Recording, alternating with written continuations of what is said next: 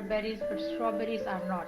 Botanically speaking, berries are fruits produced from the ovary of a single flower with seeds embedded in the flesh. By this definition, bananas qualify as berries, while strawberries do not. The classification of fruits can be a surprisingly complex topic involving botanical definitions that differ from common usage.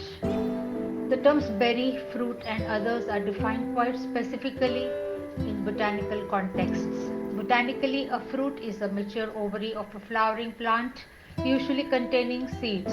This can include a variety of structures that are not commonly thought of as fruits. A berry is a type of simple fruit that is formed from the ovary of a single flower with seeds embedded in the flesh. The typical characteristics of berries include a fleshy pericarp, the fruit wall that developed from the ovary all the way through. They are classified as berries. Bananas develop from a single ovary of a single flower. This means they meet the basic criteria of being classified as a fruit. Bananas have seeds embedded within their flesh, which is another hallmark of a true berry. The flesh of the banana is derived completely from the ovary.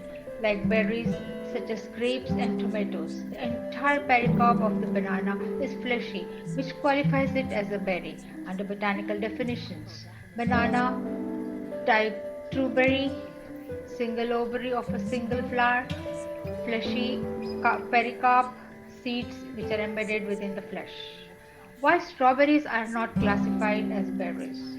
Strawberries are formed not from a single ovary of a single flower, but from multiple ovaries of a single flower.